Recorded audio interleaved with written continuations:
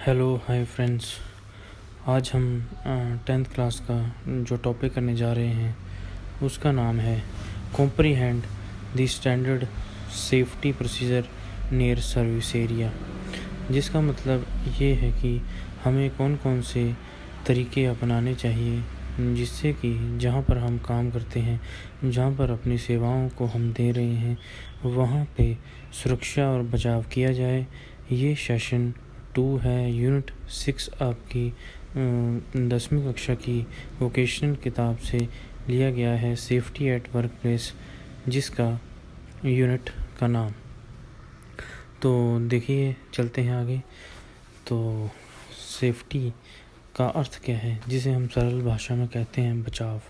बचाव का अर्थ ये है कि हमें जहाँ पर हम काम कर रहे हों, जहाँ पर हम अपनी सेवाएं दे रहे हों, हमारे कॉन्टेक्स्ट में मान लीजिए तो हम जब होटल में अपनी सेवाएं दे रहे होते हैं तो हमें अपना बचाव रखना पड़ता है, जिससे कि किसी भी अप्रिय घटना को हम होने से रोक सकें। तो बचाव हमें किन किन चीज़ों से रखना चाहिए? सबसे पहले है डिजास्टर प्रिपेयर्डनेस। डिजास्टर का मतलब है कि कोई भी अप्रिय घटना, जैसे कि सुनामी आ जाना, फ्लड्स आ जाना, क्लाउड बस्टिंग, बादल फट जाना, या कोई भी नेचुरल कैलामिटी जो कि नेचर द्वारा की गई हो, उसे हम डिजास्टर कहते हैं। तो हमें उसके लिए भी प्रिपेयर रहना चाहिए। तो जब भी हम अपनी बिल्डिंग को बनाएं, वो अर्थक्वेक प्रूफ बनाते हैं आजकल हम होटल्स की बिल्डिंग, तो वो भी हमारे बचाव में बहुत महत्वपूर्ण चीज़ योगदान में लाती है। उसके बाद हम आगे चलते हैं तो देखते हैं कि होटल में कभी कभी आग भी लग जाती है। जैसे कि आपने सुना होगा कि कभी कभी आग लग जाती है होटल्स में, तो उसके लिए भी हमें पहले से फायर एक्सटिंग्विशर्स वगैरह अपने होटल में जगह जगह पर, उसे बालकनीज में, उसे लॉबी में, उसे जो भी पब्लिक प्लेसेस उसमें लगाना चाहिए, ताकि हम आग से बच सकें। और आगे जो डिवाइसेस हैं जो हम यूज़ करते हैं, जैसे कि एसी है, जो भी इलेक्ट्रिकल डिवाइसेस हैं, वॉशिंग मशीन्स हैं, लॉन्ड्री है, वहाँ पर शॉर्ट सर्किट का ख़तरा होता है। तो हमें शॉर्ट सर्किट को बचाने के लिए भी उसमें वायर्स अच्छी तरीके की लगानी चाहिए, जिससे कि कोई भी अप्रिय घटना ना हो सके। और ऐसी फ्रीडम प्रोवाइड करनी चाहिए जिससे कि कोई भी डैमेज प्रॉपर्टी को ना हो और हम उसे अच्छे तरीके से यूज़ करें। तो ये परिभाषा है सेफ्टी की, जो हम होटल के कॉन्टेक्स्ट में देखते हैं। तो देखिए, होटल में बेसिकली 2 डिपार्टमेंट जो होते हैं वो लेबर इंटेंसिव होते हैं, जहाँ पर सबसे ज़्यादा लेबर यूज़ होती है। और जहाँ सबसे ज़्यादा लेबर यूज़ होगी, उसका मतलब है कि वहाँ पे फिज़िकल वर्क हो रहा है, यानी कि मैनुअल वर्क जो हम करते हैं वो मैनुअल वर्क वहाँ पे हो रहा है। तो वहाँ पर चोट लगने के सबसे ज़्यादा चांसेस बन जाते हैं। और वो 2 डिपार्टमेंट हैं, मेंटेनेंस एंड हाउसकीपिंग। जैसे कि हम जानते हैं, मेंटेनेंस में किसी भी ख़राब हुई अप्लायंसेस को ठीक करना, किसी भी ख़राब हुई हाउसकीपिंग के सामान को ठीक करना, वो मेंटेनेंस में आएगा। और आगे है हाउसकीपिंग, जो पूरे होटल की रख रखाव है, और उसे किस तरह से रख रखाव और सुंदर आकर्षक रूप में उसे सजाया और बनाया जाए हर एक चीज़ को, वो सभी चीज़ें हाउसकीपिंग में आती हैं। तो ये दो डिपार्टमेंट हैं जहाँ पर सबसे ज़्यादा एक्सीडेंट होते हैं और होने की संभावना भी सबसे ज़्यादा है। तो ये देखिए, आगे चलते हैं। तो यहाँ पर हमें इसकी सेफ्टी इंश्योर, इसकी बचाव इंश्योर करने के लिए हमें जो बंदा रिस्पॉन्सिबल होगा, जो पर्सन रिस्पॉन्सिबल होगा, वो है एग्जीक्यूटिव हाउसकीपर। उसे सारे सेफ्टी स्टैंडर्ड्स का पूरा ज्ञान होना चाहिए सबसे पहले। तो अगर ज्ञान होगा तो फिर उसे वो इम्प्लीमेंट करेगा अपने हिसाब से। और जो सबसे पहले उसका जो प्रथम प्रायोरिटी होती है वो सेफ्टी ही होती है। किसी भी काम में, किसी भी काम को करने से पहले सेफ्टी अति आवश्यक है। तो इसके लिए सेफ्टी को सुनिश्चित करने के लिए एग्जीक्यूटिव हाउसकीपर को वेरियस प्रोग्राम बनाने चाहिए, वर्क एनवायरनमेंट इस तरीके का बनाना चाहिए कि जो भी हमारे लेबर वहाँ काम कर रही है वो सुरक्षित रह सके। और अब आगे देखिए, employee moral and management concerns. ये सबसे एक इम्पॉर्टेंट फैक्टर जो है वो किसी भी सर्विस एरिया में प्रदान करता है। जैसे कि इसमें पहली लाइन देखिए, unsafe working conditions have a negative effect on employees moral.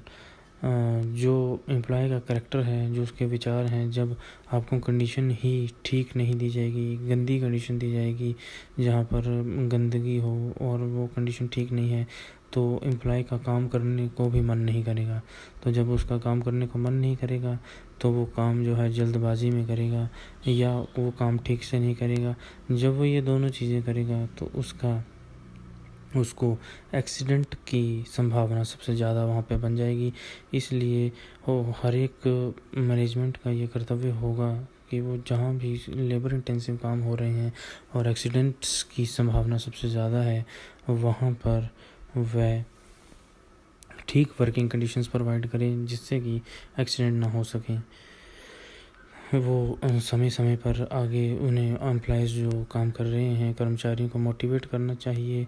उनकी सारी दुख दर्द और तकलीफ़ जो भी एम्प्लॉयंसेस के बारे में है उसको सुनना चाहिए और उसे दुरुस्त करना चाहिए। जैसे किसी की हाइट छोटी है और काम ऊंचा है तो मैनेजमेंट को वहाँ पर वह व्यक्ति लगाना चाहिए जिसकी हाइट बड़ी हो और वो काम वो आसानी से कर सके। तो उस हिसाब से मैनेजमेंट को देखना चाहिए। लेकिन एम्प्लॉयज़ का जो हेल्थ और वेलफेयर है वो मैनेजमेंट की प्रायोरिटी होगी, क्योंकि जैसे कि हमें पता है कि अगर कोई भी इंस्टीट्यूशन को हमें सफल बनाना है तो वहाँ पर कर्मचारियों का योगदान सबसे महत्वपूर्ण होता है। और तभी तो कहा गया है कि एम्प्लॉय जो है एक बहुत ही महत्वपूर्ण एसेट है, वो हमारी संपदा है किसी भी कार्य क्षेत्र की। तो इसको सुनिश्चित करने के लिए मैनेजर्स को उन्हें क्वालिटी सर्विस प्रोवाइड करनी चाहिए, एम्प्लॉयज़ को फेयरली उन्हें रिस्पेक्ट देनी चाहिए। जहाँ जहाँ वह रिस्पेक्ट के पात्र हैं वहाँ पर उन्हें रिस्पेक्ट देनी चाहिए और उन्हें एक हज़ार्ड फ्री एनवायरनमेंट देना चाहिए जिससे कि काम बहुत ही अच्छे इफ़ेक्टिव ढंग से हो और एक्सीडेंट का ख़तरा भी ना हो। देखिए, जो पोटेंशियली हज़ार्डस कंडीशन है, यानी कि कहाँ कहाँ पर ख़तरा है और कैसे कैसे इंजरीज़ होने का सबसे ज़्यादा संभावना किस किस स्थान पर है। तो यहाँ पे हमने 3 रूल बताए गए हैं। 3 रूल अगर हम फॉलो करेंगे तो कभी भी कोई भी एक्सीडेंट नहीं होगा, कर्मचारी हमारा सेफ़ रहेगा, एक्सीडेंट फ्री वर्क एनवायरनमेंट बना रहेगा। तो सबसे पहले देखेंगे कि टेक एडिक्वेट टाइम। किसी भी काम करने के लिए उसे एडिक्वेट बिल्कुल प्रॉपर टाइम देना चाहिए। एडिक्वेट का मीन्स है कि प्रॉपर जितना समय उसको लगता है। मान लीजिए कि लॉन्ड्री में अगर एक बेडशीट को आयरन करने के लिए 10 मिनट्स या 15 मिनट्स लगते हैं तो 10 या 15 मिनट्स उसे देने चाहिए। ऐसे नहीं कि कम समय दे दिया या ज़्यादा समय दे दिया, बिल्कुल एडिक्वेट टाइम देना चाहिए। दूसरा पॉइंट देखेंगे, करेक्ट अनसेफ कंडीशन इमीडिएटली।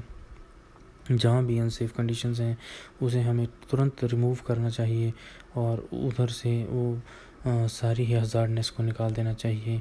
ख़तरनाक चीज़ों को तुरंत रूप से साइड करना चाहिए। जैसे कि मान लीजिए पेट्रोल और पेट्रोल के साथ ही आपने इलेक्ट्रिक बल्ब या कुछ ज्वलनशील पदार्थ रखा हुआ है तो वो एक अनसेफ कंडीशन है जिससे कि आग लगने की संभावना हो सकती है।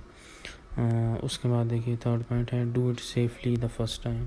और समय से जो काम होते हैं और जो अच्छी कंडीशन में काम हो रहा हो वो फर्स्ट टाइम ही हो जाना चाहिए और जिसमें बचाव की पूरी गारंटी जो है वो हो।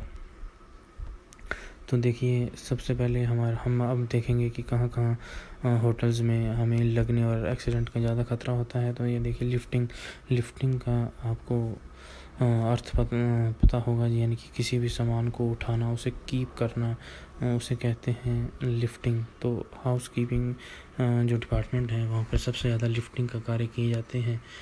तो जैसे कि फर्नीचर को यहाँ से वहाँ रखना, उसे क्लीन करना, तो इसमें हमें बिल्कुल करेक्ट मेजर्स अपनाने चाहिए। और बैग्स हैं, बॉक्सेस हैं, कंटेनर्स हैं, स्टेंड और पुल्ड मसल्स हो सकती हैं एम्प्लॉयज़ की, तो बैक इंजरी हो सकती है। अगर मान लीजिए एक बेड को एक पर्सन उठाएगा तो उसे बैक इंजरी हो सकती है क्योंकि वो भारी है।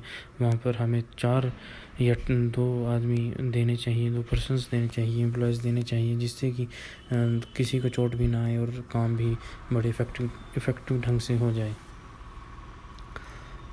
और आगे देखिए जब भी हम लिफ्टिंग करते हैं तो कर्मचारियों को कट्स, स्क्रैचेस लग सकते हैं। डर्टी लिनेंस की वजह से उन्हें बैक्टीरियल प्रॉब्लम हो सकती हैं, जैसे कि रैशेस, ब्रोकन ग्लासेस उठाते वक्त उनके हाथों में लग सकती हैं, तो हमें उन्हें ग्लव्स प्रोवाइड कराने चाहिए। तो ये एक लिफ्टिंग के कारण होने वाले एक्सीडेंट्स हैं। चलिए आगे देखते हैं। लैडर्स का सरल भाषा में अर्थ है सीढ़ी। तो कई जो क्लीनिंग एरियाज़ होते हैं वहाँ पर हमें साफ़ करने के लिए लैडर्स का प्रयोग भी करना पड़ता है। तो लैडर्स को सीलिंग के साथ जब हम सटा के रखते हैं तो कई बार उसके गिरने की भी संभावना हो जाती है, जिससे कि एम्प्लॉय को चोट लग सकती है। तो उसके लिए हमें पूरा प्रावधान करना चाहिए कि कैसे उसे फिक्स किया जाए। फिर समय समय पर लैडर्स की स्टेबिलिटी और उसे देखना चाहिए कि कहीं से वो टूटने वाला तो नहीं है या टूट तो नहीं गया है। अगर वो टूट गया है या टूटने वाला है या कमज़ोर हो गया है तो उसे तुरंत रूप और प्रभावी रूप से उसे सही करवाना चाहिए, जिससे कि हम एम्प्लॉय को चोट लगने से बचा सकते हैं। अगला है मशीनरी जो भी यूज़ होती है हमारी हाउसकीपिंग में, रेस्टोरेंट्स में, तो वो मशीनरी को भी हमें देखना चाहिए, समय समय पर उसकी सर्विस करनी चाहिए और उसे देखना चाहिए कि कोई उसका पार्ट टूट तो नहीं गया है या फिर वो सही से काम कर रही है नहीं कर रही है। उसे ऑयलिंग करनी चाहिए।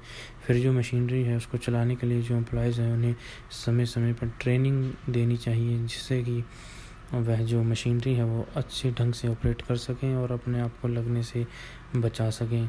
और जो पावर टूल्स होते हैं वो गार्ड्स और शील्ड के साथ यूज़ करने चाहिए। वो भी हमें अपने कर्मचारियों को बताना चाहिए कि जैसे हम वेल्डिंग करते हैं तो उसके आइज़ के लिए शील्ड हम यूज़ करते हैं, वैसे ही हर एक काम को करने के लिए शील्ड बहुत ज़रूरी है।